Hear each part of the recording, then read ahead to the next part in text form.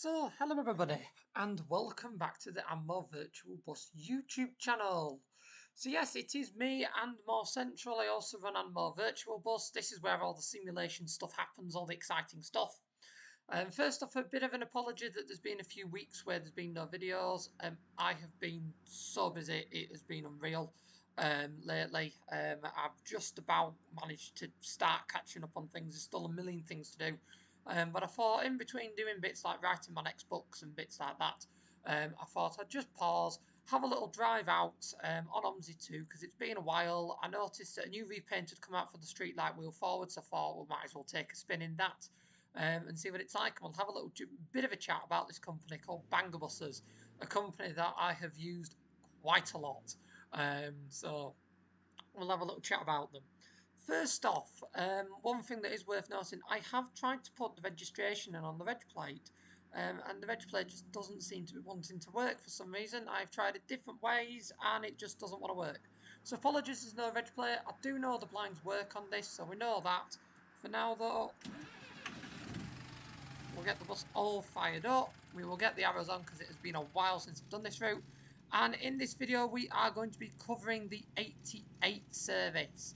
We might even do the return trip. We'll see how we go. It is a very short service from the railway station over to Pagbid power station. Goes through West Pagbid. From memory, this goes down some very narrow roads. Thus why we're using a small little street light. We are on a map that I haven't driven for quite a while. We're on Oatford. It is always nice to be back on a map like Oatford. I don't get to drive on these kind of maps that much, so it is always quite nice. I don't know why my ticketer's playing up. I think my ticketer's playing up because I've switched it on and I've switched it off again, but he'll have to put up with it. He'll have to live with it, and it's fine. We don't really need a ticketer for this. It's all good. It's all good. We'll manage. Let's just make sure that everything works. We'll get the power station blind. There we go. And we'll move the time up to 29 and 55 seconds. See if anybody runs like a lunatic. Get the lights on. And now it's time to make a move. Now I will be honest, this is quite a bold move of a bus for me to drive as someone that hasn't driven an OMSI 2 for a while. Because as I described in the previous videos in which I've driven this, having driven these in real life, these are awful to drive in real life. And in OMSI 2 this has been replicated nicely. Now that is not me saying that, oh my goodness, it is an awful bus to drive, it's not a nice bus to drive, all of that lot. No, that is me saying that in real life I absolutely hate driving these buses.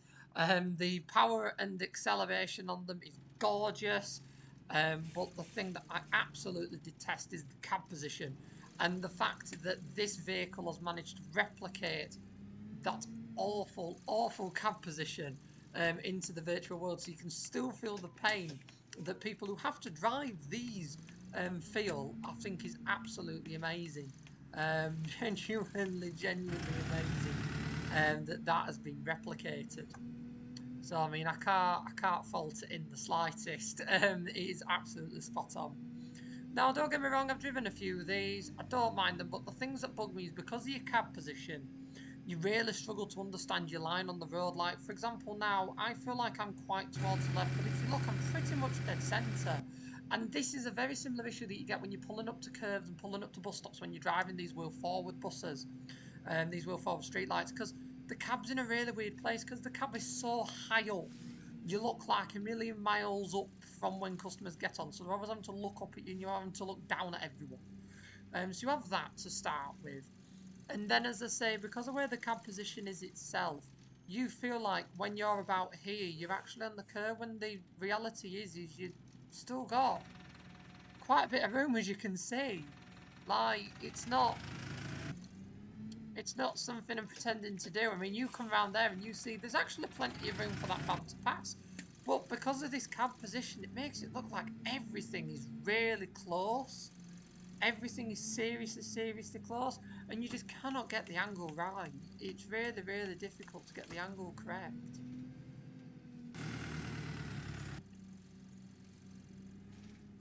And I mean, the fact that this has been replicated in OMSI 2 is just spot on. I mean, the fact that I can have this moan that I have when I have to drive these in service to you all in the virtual world. Because for some reason I'm punishing myself by driving this in my time off. That is just bonkers. I just think it's spot on. I think it is absolutely spot on that you can drive this bus and you can feel that same level of frustration, that same level of annoyance and what have. I mean, again, Studio Polygon, you've done an amazing job. I cannot emphasise, because I'm very good friends with the person who is Studio Polygon, I cannot emphasise enough how much of a compliment it is. The fact that I could be a lot closer to the edge there, and I'm not, because I look like I'm really close to that. Like, look, I look like I'm literally about to touch it. And again, this is the pain that you feel when you drive these in real life. I mean, it's like, look at this.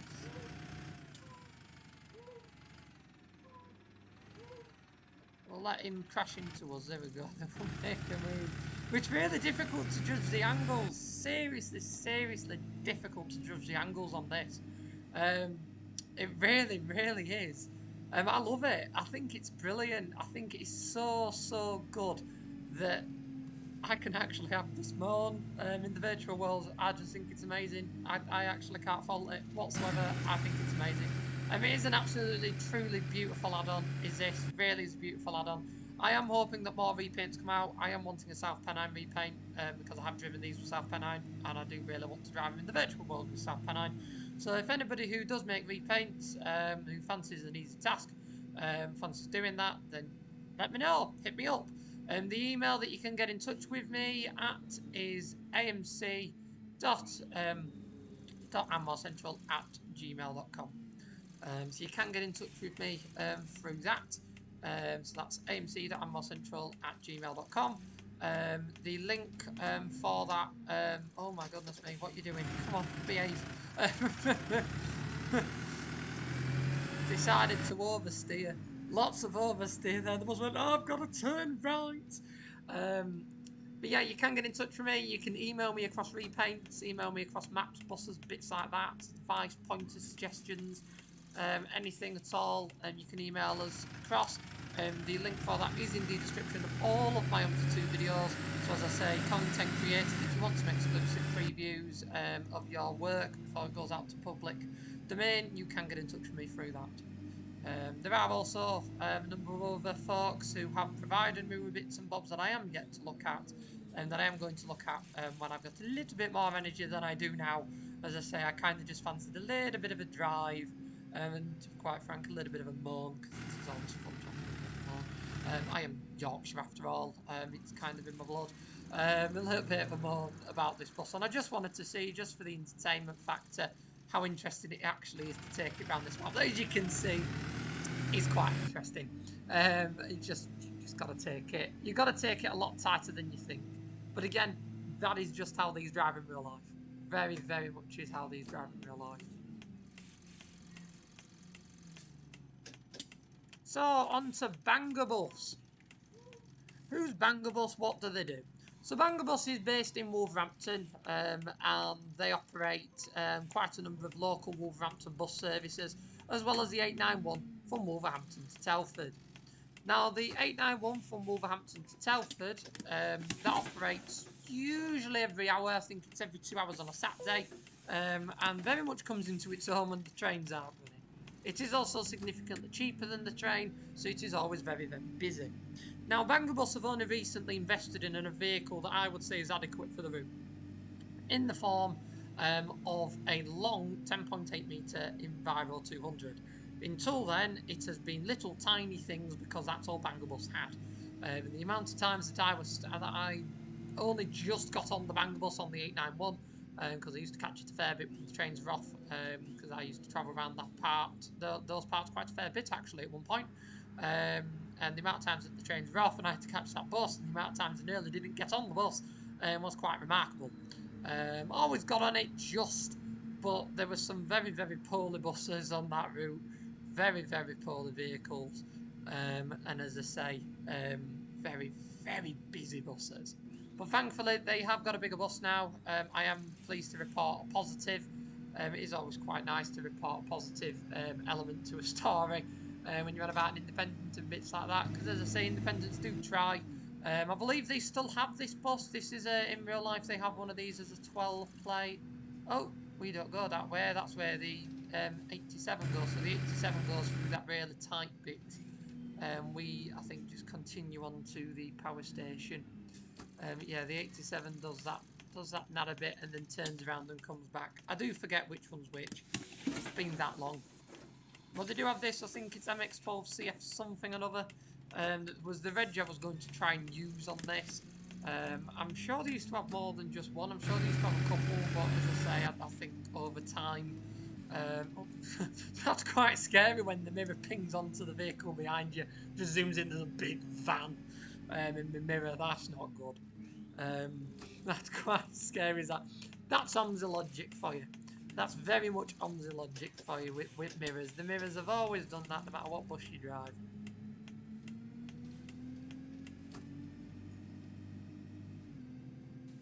Oh, come on, don't be a million miles away. There we go.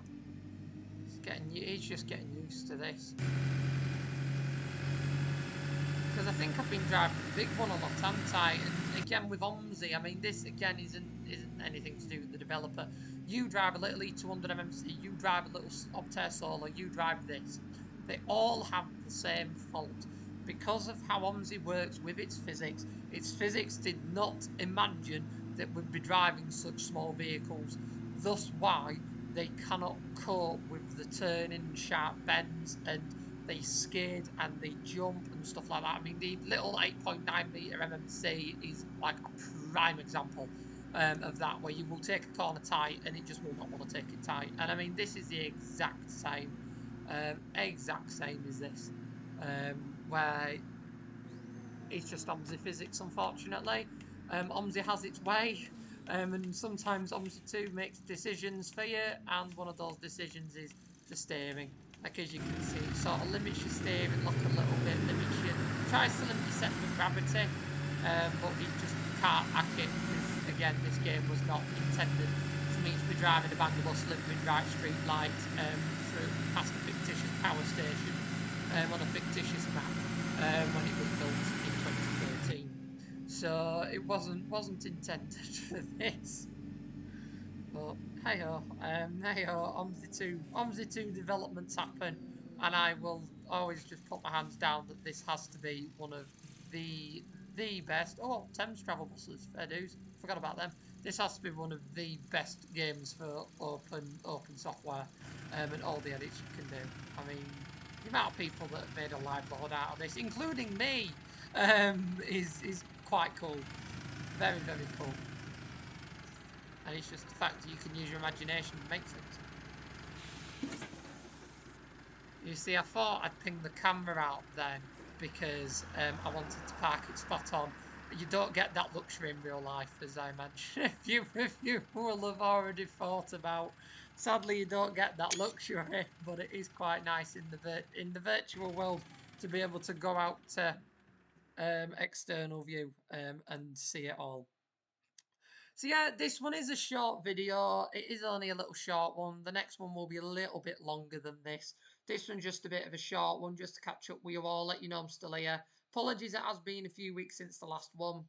It might be the case that there might be slightly longer gaps between the videos on this channel at the moment, just while I'm sorting out other bits, because as you can probably imagine, as we go up to Christmas and all that lovely stuff, life does tend to get a little bit busier. And I've got quite a lot of other stuff on the main channels to prep, such as the Christmas special, and quite a lot of stuff to do off the YouTube. And there's not enough time to do it all. But I will try my best, as I say, at least once a week, once every 2 weeks. Make sure you've all got a video. What you can do for me is, as I say, continue to support this channel by sharing it with your friends, watching the previous videos if you haven't already, catching up with them. Plenty of old videos on the channel for you to watch. Sharing with your friends, making sure you subscribe, clicking that subscribe button so that this channel can continue to grow.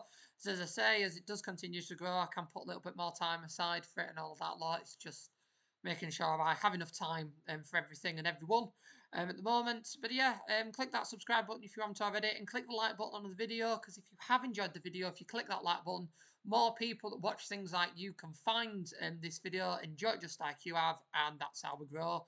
And that's how we continue to create exciting things on YouTube. For now though, thank you all for watching, and I will see you all in the next video, mate. Bye for now. Bye.